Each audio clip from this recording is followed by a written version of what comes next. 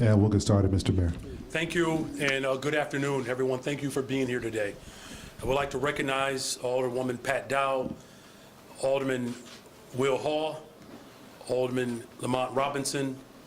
We also have with us the Illinois Restaurant Association President, Mr. Sam Toya, business owners Stephanie Hart, Eric Williams, and am I saying this right? Alpan Singh.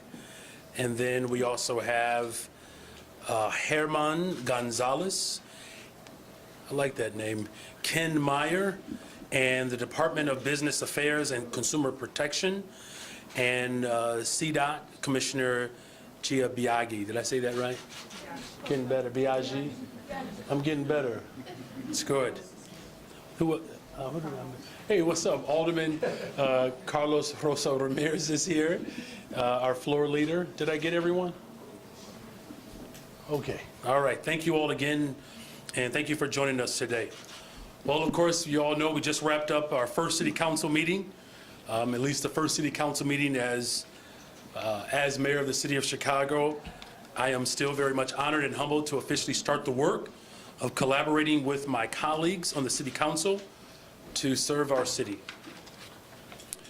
Like I said on Inauguration Day, the people of Chicago are counting on us to work together, to collaborate, and of course to make life better. I'm confident and optimistic about this city council makeup and the journey we'll embark on together. And I will always seek to find common ground as we go about our daily work. A few weeks ago, we launched the Unity Council Organization Plan for the City Council to ensure that all of our alderpersons from across the city are coming together and delivering real results for Chicagoans. This plan will empower the most diverse group of council chairs in the history of the city of Chicago to ensure that our government reflects the diversity of our communities and that our values are represented. Our committee chair appointments include some historic firsts, including the appointment of the first woman finance committee chair, which is Alderwoman Pat Dow, and for the first time, the budget, rules, and finance committees are all led by Black alderpersons. We are also celebrating the first ever chairmanship of a committee by a Latina woman, and of course, a record of 7 Latinx alderpersons serving as chairs. Also, under this reorganization plan, we have strengthened the council's ability to address comprehensive solutions to public safety, and of course, to provide oversight and support to our city's first responders through the creation of a new police and fire committee in addition to the existing public safety committee. The 2 subcommittees that will be created under this plan, revenue and youth employment, will support my administration's priorities around finances for year-round youth employment. We saw newly appointed leaders in action today, including Alderman Samantha Nugent, serving as the President Pro Temp, Alderwoman Stephanie Coleman as the Assistant President Pro Temp, and of course, Alderman Walter Burnett as the first Black person to serve as Vice Mayor in the history of the city of Chicago. And of course, my dear brother and friend, Alderman Carlos Rosa, serving as the floor leader. And another important accomplishment, we introduced an ordinance to create a permanent expanded outdoor dining program in Chicago. And I'm honored to be joined by, watch this, Gia Biagi.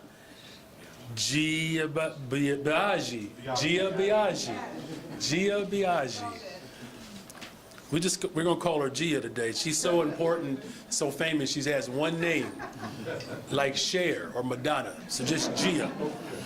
Commissioner of the Chicago Department of Transportation. Of course, Ken Meyer with the Department of Business Affairs and Consumer Protection, whose work will be essential in making this program a success. Of course, now I would like to turn it over to Ken and local restaurant owners, Alpan Apana. Come on now. Apana Singh Eric Williams to expand on what this ordinance does and how it benefits our small businesses. Ken? Yep. Thank you. So congratulations, Mayor. I think we owe him a round of applause for getting through his first city council meeting, and welcome to 201A. My name is Ken Meyer. I'm the commissioner for the Chicago Department of Business Affairs and Consumer Protection. I also want to thank Alderman Carlos Ramirez Rosa, Alderman Brandon Riley, Alderman Matt Martin, and other members of the Chicago City Council for moving forward with this key piece of legislation for the restaurant and hospitality community. I also want to thank my colleague, Gia Biaggi, Commissioner for the Chicago Department of Transportation, and her team for the continued collaboration since the inception of the original program back in May of 2020. CDOT and BACP have been working together and listening to alderpersons, restaurateurs, chambers, and of course our industry partners like the Illinois Restaurant Association to ensure that this program is beneficial for restaurants, visitors, residents, and workers in all Chicago's 77 neighborhoods. The program has become popular and impactful way to support the city's restaurant and hospitality industry by creating inviting outdoor dining for our residents and visitors. Chicago has always had outdoor dining options. In a typical year, BACP permits 1,000 sidewalk cafes. And this year, we are on track with over 907 permits issued as of today. This ordinance introduced today enhances the city's long history of outdoor dining by allowing restaurants or bars, 1, to serve customers in the curb lane, 2, to serve customers in full street closures for groups of 3 or more restaurants, and 3, to extend their sidewalk cafes in front of a neighboring property. Additionally, taverns, those are businesses that do not have a food license, such as breweries, will be able to have a sidewalk cafe as long as patrons can order food at the location. The program will be administered by BACP and CDOT. This collaboration is designed to make this new outdoor dining options available in a manner that is responsibly adds to the character of each neighborhood. BACP will issue sidewalk cafe permits, both standard and extended, as well as for tavern-only applicants. BACP sidewalk cafe permits will be valid from March 1st through the end of February on an annual basis, as this has been the term for many years. CDOT will issue the curb lane and street closure permits. Those permits will be valid from May 1st through October 31st on an annual basis. These outdoor dining options will allow for restaurants and hospitality establishments to make the most of the Chicago summer season. Thank you very much for your time. Alpana, I'd like to give a few remarks. Good afternoon, everyone. My name is Alpana Singh. Many of you probably remember me as the host of Check Please for 12 seasons, which allowed many of us to get a glimpse of the wonderful dining options we have in Chicago, in particular the strength of our neighborhoods in Chicago. But long before I hosted Check Please or owned restaurants, my parents are actually from the Fiji Islands, and they're migrated to the United States in the 70s. I grew up in California, but I'm also a daughter of people who work in restaurants. My mother was a waitress. My dad started off as a dishwasher. In fact, dishwasher, the restaurant business is literally stamped on my birth certificate. My mom actually just called me the other day on Mother's Day. She's 70 years old, still waits tables, and bragged to me that she made $700, and she's like, I still got it. And I said, yes, you do, Mom. But both of them worked in restaurants, and that work allowed them to raise 2 kids, to live the American dream, a path that allowed me to become the youngest female master sommelier, and only South Asia never to do so. It was a path that led me to Chicago to eventually open 4 restaurants restaurants. And so I'm very grateful for what the work that the restaurant business provides. When the pandemic hit, it was so instrumental to be able to have that option, to have that outdoor dining. I don't know what we would have done without it. It allowed us to keep our people employed, knowing firsthand what it means when you have a family to support and there are no options to work. And so with this increased, expanded dining program, I know as a business owner, it allowed me to offer more shifts, to offer more opportunity to make money, which of course we all know, equals great tax dollars as well.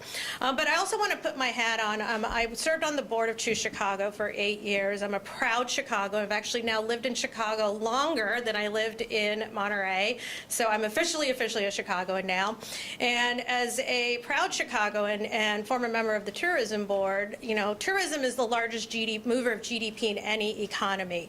But more importantly than that, when I did Check Please, the thing that people loved the most is it got them into our neighborhoods. It got them experience parts of the city with its own unique character and literally flavor.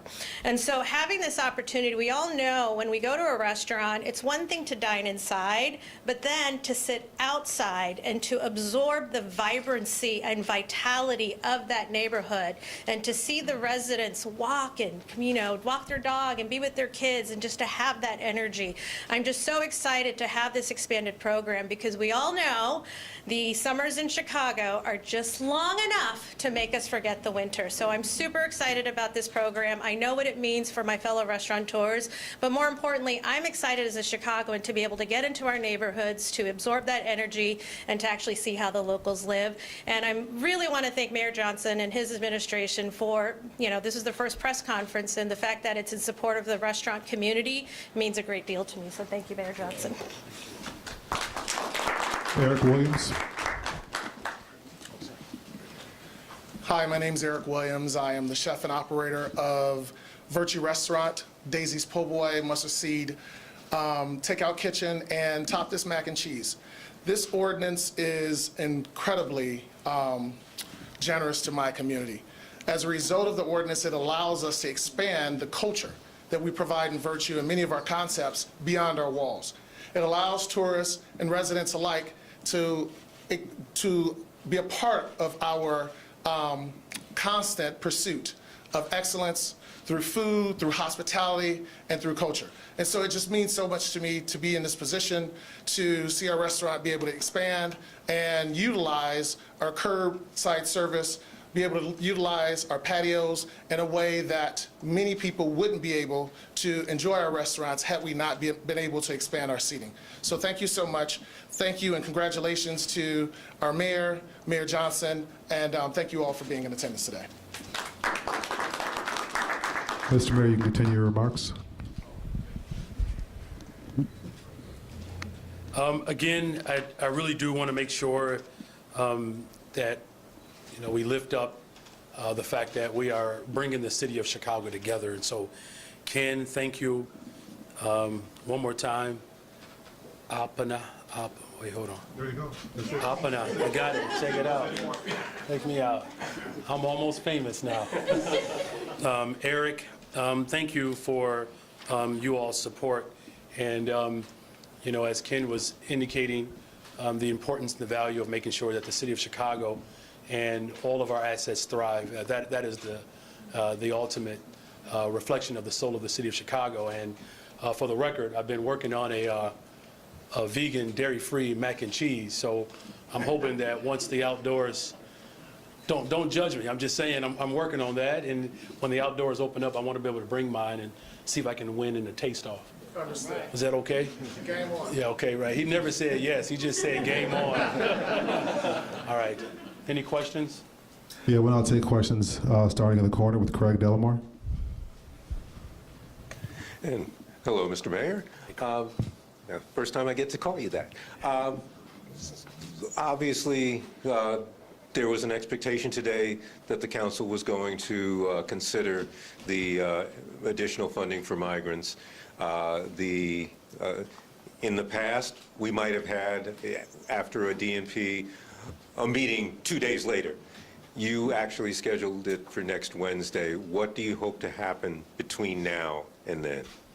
Well, look, as I've stated before, it's important that we recognize that the body of government, the legislative branch of the city of Chicago, has the ability to prepare, as well as obviously the executive branch. But we also want to make sure that the residents of the city of Chicago have an opportunity to actually participate as well. Look, my goal is to continue to bring the fifth floor and city council closer to the community. And so by providing at least a week's time to prepare, I hope that that is signaling a new day in the city of Chicago. Do you expect any formal meetings, or is this more a matter of just reaching out and listening back? Well, look, I mean, we have business to get done. This is an urgent matter, and so, my hope is that next Wednesday, we can deliver on our commitment to make sure that we are providing the support that's needed to address this crisis that my administration inherited. Look, I woke up April 4th with the full expectation to become the mayor of the city of Chicago, and on April 4th, that happened. Now that I'm sworn in, all of the challenges that predate me, we have to address. And so, next week, the hope is that, we get the people's business completed. Thank you. Hello, Mayor. Dave Glowacz, Inside Chicago Government. At today's meeting, a couple of the members indicated that they felt excluded from your unity plan for the committee structure. What do you think of the validity of their claims? Well, look, today was clearly a demonstration of our collective work. If you're keeping score, I believe it was 41 older persons voted for it. I would consider that an A. I don't know what a brother got to do to get a high five around here. But we made history today. Everybody had a chance and opportunity to weigh in on this. And it's reflected in the body of work. We made history again, with chairs that represent the Latinx community, making history with Alderwoman Pat Dow, Walter Burnett. When have you ever heard in the history of the city of Chicago that we were able to make that type of transformational position in this stance? It's a good day for the city of Chicago. And for those who wish to continue to have their voices heard, that will continue to happen under my administration.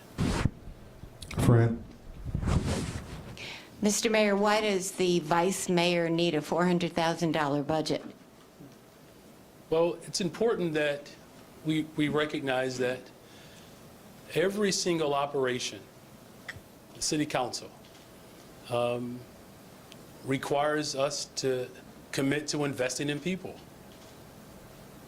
And so the work that will be done through that particular position will require us to invest in people.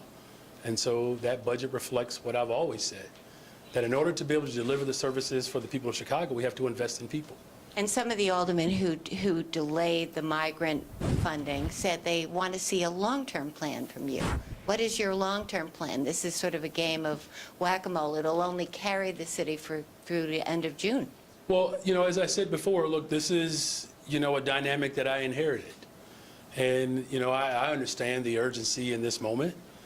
And it's why, first of all, I've made it very clear that we're not going to allow the political stunts that are being carried out around the country to divide the city of Chicago.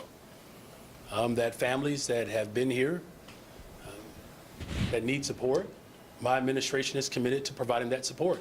And the families that wish to find comfort and refuge here in the city of Chicago, that we do the same. And, it's unfortunate, that it took such a long reaction from the previous administration. But as you know, I worked very hard, and we're going to get this matter under control, and we'll put forth, more comprehensive approach as, we continue to assess the situation, of course, that we inherited from the previous administration. Shia? Mr. Mayor, we're just a few days from Memorial Day weekend. Can you talk a little bit about what your plan is, what you're talking about with the superintendent for preparing for that? Yeah, so look, I recognize the historical dynamic around holidays. Let me just make sure that I'm absolutely clear. I want the people of Chicago to enjoy the city of Chicago. This is still a beautiful place to live. And I've been in multiple conversations with our superintendent about the layered approach that we are going to provide, and not just for Memorial Day weekend, but throughout the summer. And it's a very comprehensive approach, right? Because the business community is invested in our plan. Violence prevention workers are invested in our plan.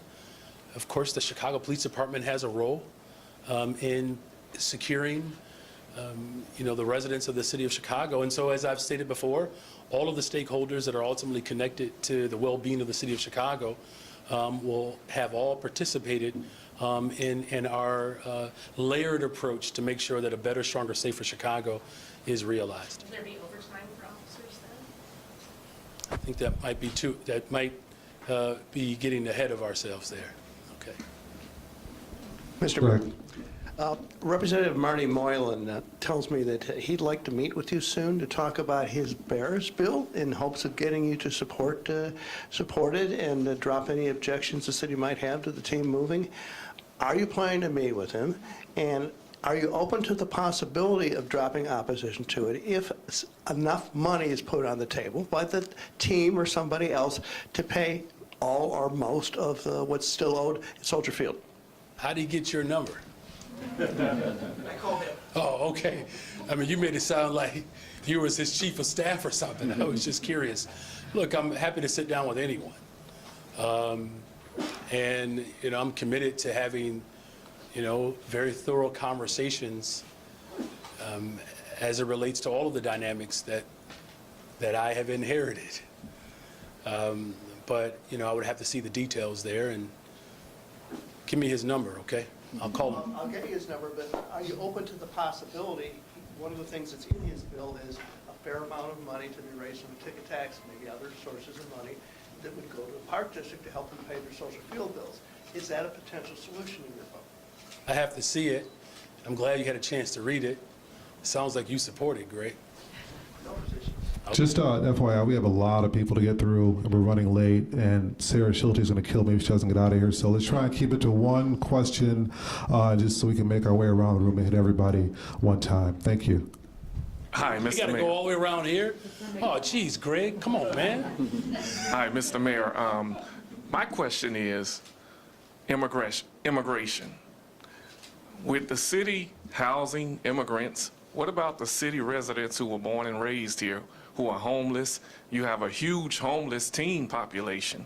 What are your plans to deal with that? Yeah, look, thank you for the question. As I've said repeatedly, we have to do right and support the families and the residents who have suffered in the city of Chicago for decades now. In fact, along the campaign trail, I believe I'm the only one who actually put forth a comprehensive plan to address the unhoused. Look, I'm still a supporter and proponent of the Bring Chicago Home ordinance and the organizing that's committed to having a revenue stream to ensure that we're supporting those families.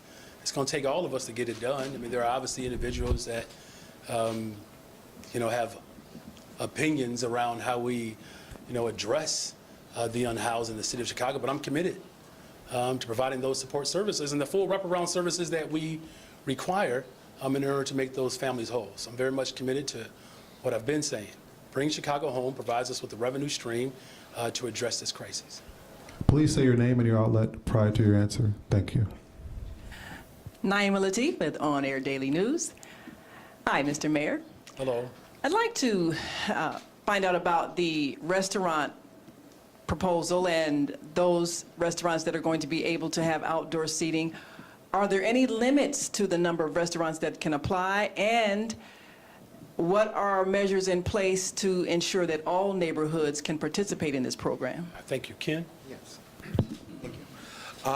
It's up to that restaurateur to actually put in an application to my department for either a sidewalk cafe. And the reason we have so many different options is when you look at different sidewalks and different lengths of sidewalks across our various communities, some sidewalks are a little bit narrower, which don't necessarily allow for 6-foot clearance for accessibility. That's why we want to allow them to go into the curb if they want to. Some folks may have a wide enough sidewalk, but still also may want to go in the curb lane. But there is no restriction on the number. I think that's just a lot about the popularity of them. If consumers continue to enjoy them, I think you'll see more and more restaurateurs applying for them. Hi, Mr. Mayor. Heather Sharon, WTTW. The arrival of the asylum seekers and sort of the city's problems in trying to find a place to house them has really exacerbated tension between Chicago's Black community and Chicago's Latino community. What are you going to do to sort of address that tension? We heard it today during public comment, and we heard it a little bit here at the press conference. And how worried are you about that tension? Well, you know, the tension that you are feeling, that we're all feeling, has more to do with the fact that we've had for too long Black residents that have had to bear the brunt of previous administrations and their austerity budgets. In fact, if you listen closely to the testimony, Black residents are not mad at migrants for seeking asylum here in the city of Chicago. You know what they're upset about? It's that communities have been disinvested in. I'm going to invest in those communities. Hi, Mayor. Alice Yin, Chicago Tribune. What is your understanding of the budget deal that was just reached in Springfield today, and especially in terms of migrant funding for Chicago? What's the final number at, if you know, and is it as much as you wanted? Well, you have breaking news, Alice. So it sounds like you, and I appreciate you breaking that news. So look, I have not seen the final proposal and deal, mostly because I've been running government here, so I'm looking forward to. Based on your last interaction with Pritzker administration in Springfield, do you think it's... Well, look, our requests are pretty clear. You know, we want to make sure that our school district is supported with social workers and nurses. Certainly, we need, you know, support at the federal level and the state level to the best of their ability to make sure that we are providing support for those families who are seeking refuge here, but also the families who, as the gentleman articulated earlier, that the families who are here, who are, you know, part of a long struggle for liberation, that those families are supported as well. So I hope the news is as good as, you know, we desire it to be. How's that? Thank you, Alice. Hi, Mayor Mariah Wolfall, WBEZ. Given the contentious debate about housing migrants at Wright College that played out last night in a community meeting, are you considering putting specific security plans in place if migrants are to be housed there in the case of protests or disruption? Look, you know, my responsibility as mayor of the city of Chicago is to make sure that every single resident or person in the city of Chicago is safe. And so, you know, we have to, of course, assess that dynamic and how it reflects our desire ultimately to make sure that no matter who you are, that you have a safe, secure place to be able to lay your head. Hi, Mayor Johnson. Tonya Hill with the Tribe. How is your administration working with existing mutual aid and community groups that are working to address or help asylum seekers? Yeah, thank you for that question. So, you know, our team has been working overtime, quite frankly, with, you know, organizations and alderpersons who have been working to address this crisis head on. And this is ultimately going to be a regular practice in my administration to make sure that we're doing everything, of course, in our authority as the city of Chicago to support all the families who are here, but also working with community-based organizations and again with the local alderpersons to see to it that these institutions have the support that they need. We have already started the process of a working group our Deputy Chief of Staff, who will be named soon, has already begun to collaborate and work, not just with alderpersons, but the state level, the federal level, and again, other community-based organizations who recognize that the mutual aid support could be of benefit for those individuals seeking support here, whether they're families who are already here, as well as migrants and asylum seekers. Thank you.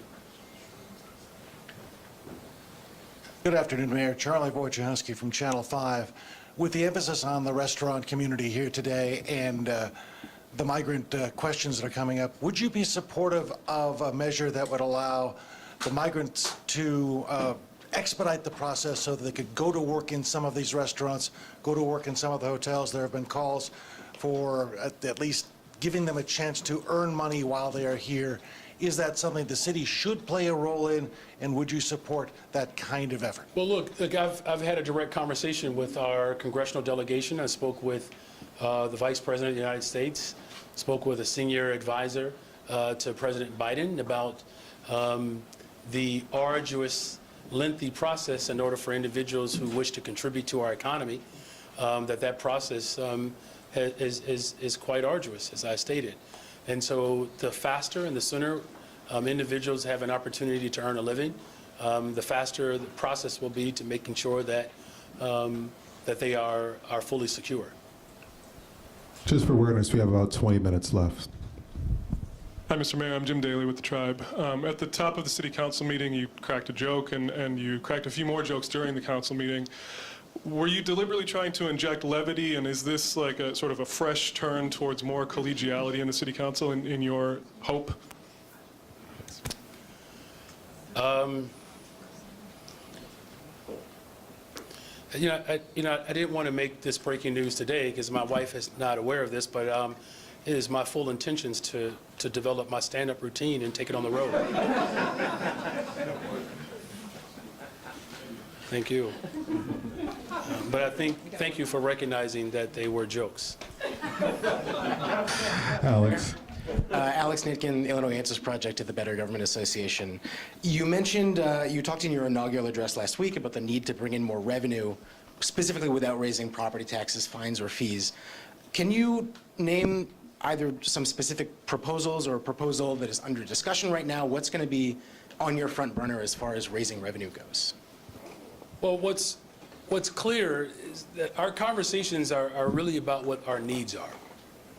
I mean, I think it's important to start there because, there's always this sort of deliberate effort.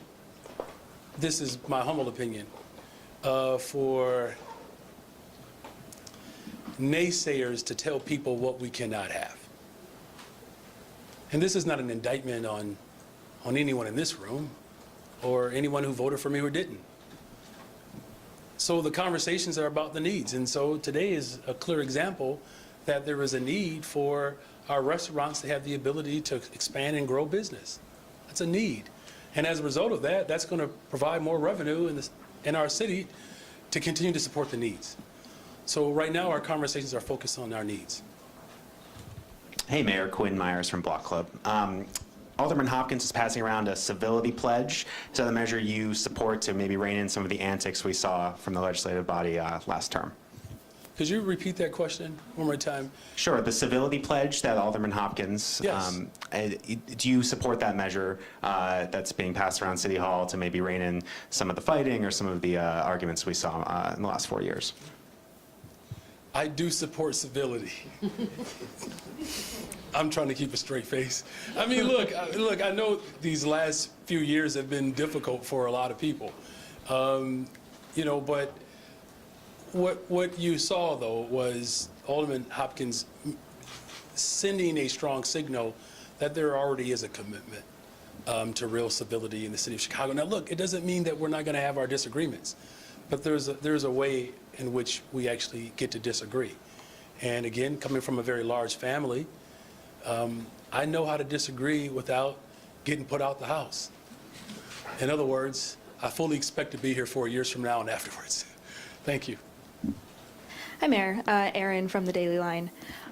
Today you introduced an ordinance that would increase funding for 3 city council committees, 3 existing city council committees, one of them which hadn't met for over a year.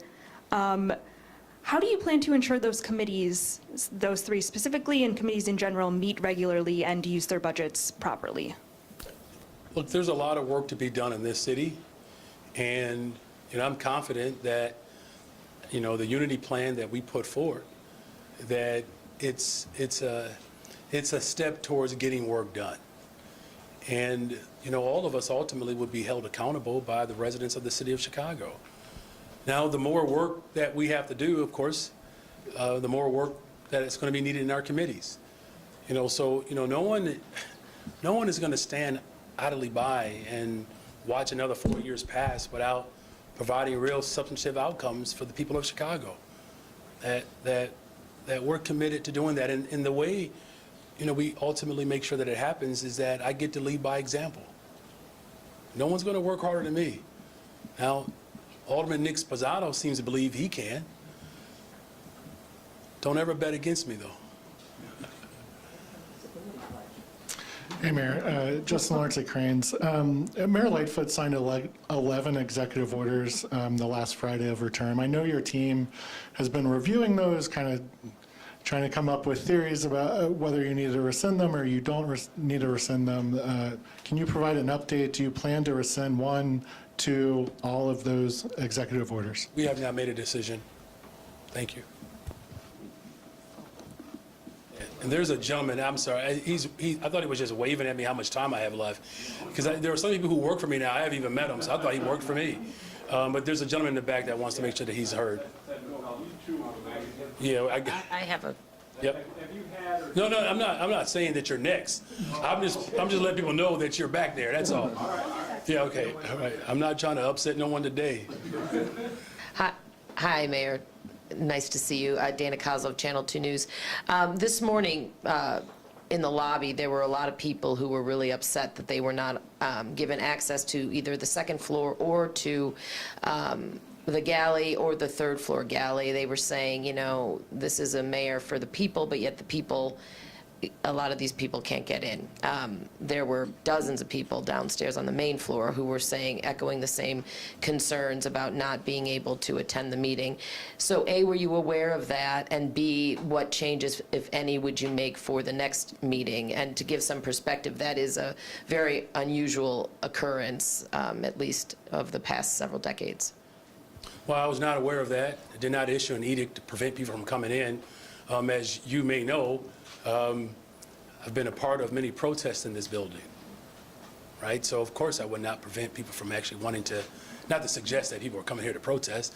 I know everybody was here to come and give me nice high fives and throw rose petals at me today. So I'm committed to figuring out where the breakdown happened and to make sure that the people who actually belong in this building have complete access. Hi, Mayor. Sarah Schulte, Channel 7. As Ronnie says, I need to get out of here as soon as I can.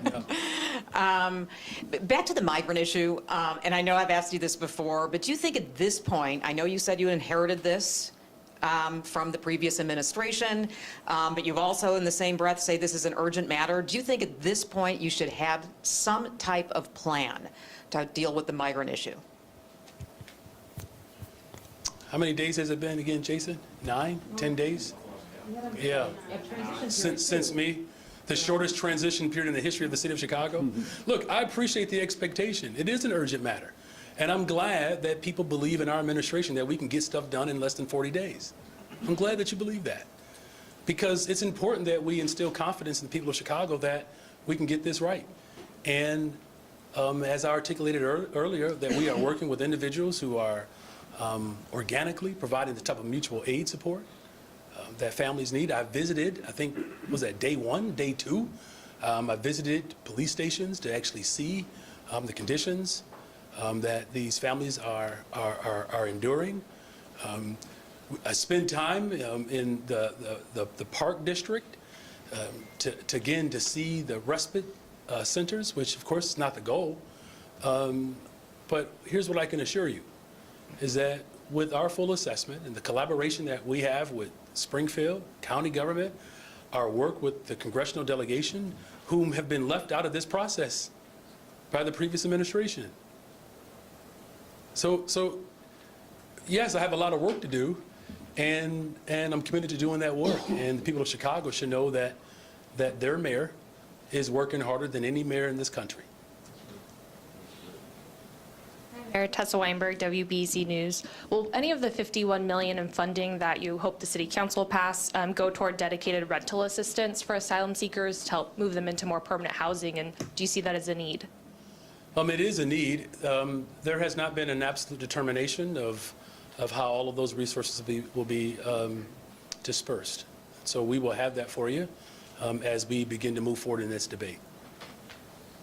Mayor Mariano Quiles with Univision Chicago. Mayor, you just mentioned 7 Latino other were elected to preside committees.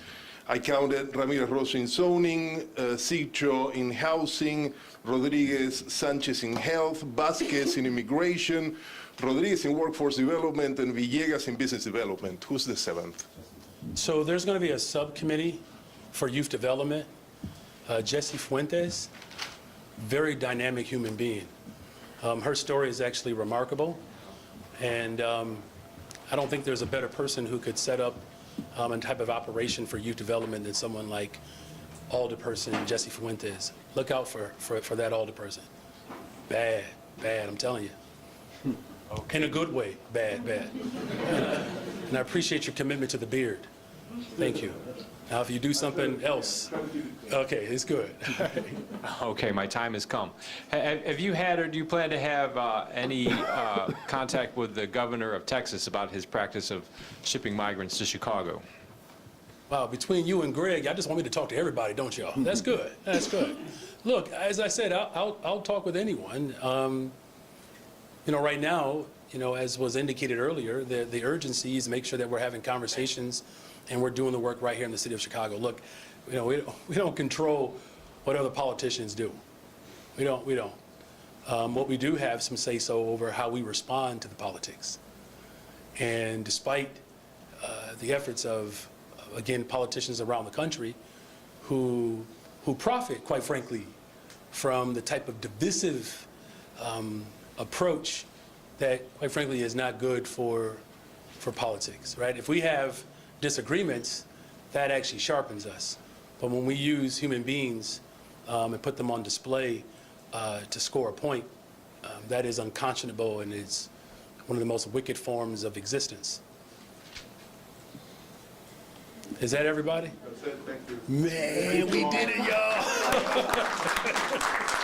Thank you.